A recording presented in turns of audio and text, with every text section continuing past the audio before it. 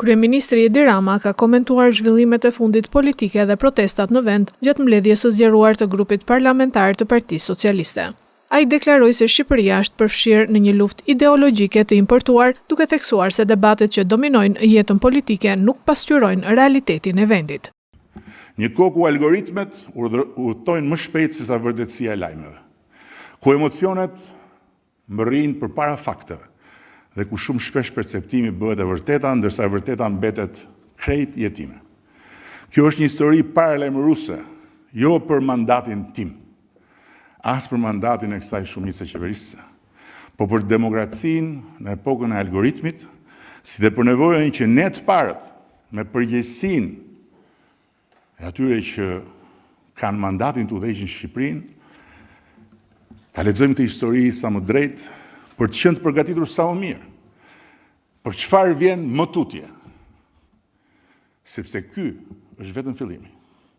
Kreu i qeverisë u shpreh se prej 20 ditësh Shqipëria është kthyer në qendër të një cikloni digjital, duke shtuar se rrjetet sociale kanë nxitur një val reagimesh dhe sulmesh ndaj tij dhe Partisë Socialiste.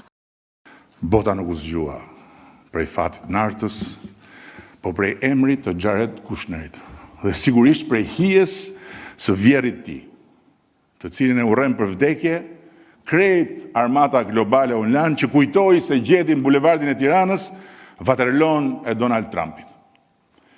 Dhe si në një film science fiction, bulevardi përputhi atë armatë të frikshme me krejt armatën e urrejtësve shqiptar, off dhe online. Jo ndaj Donald Trumpit, po natyrisht ndaj meje dhe ndaj jush.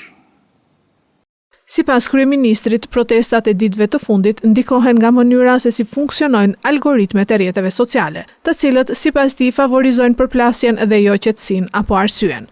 Gjithashtu, kryeministri Edi Rama ju përgjigj thirrjeve të protestuesve se nuk do të jap dorëheqjen, pasi pushteti nuk fitohet përmes zhurmës apo presionit në rrugë, por qeverisja buron nga vullneti i qytetarëve dhe jo nga protestat. Kush mendon se me like-et dhe me followers-et e vet bën politik, ose bën vetëm politik, bën gabim. Me followers-et dhe me likes-et që ai mbledh, bën shërbimin e atyre oligarkëve më të mëdhenj të planetit që përmes algoritmit dhe përmes platformave pasurohen eksponencialisht çdo ditë. Algoritmi nuk shpërblen qetësinë e varros, sepse qetësia është armik i algoritmit.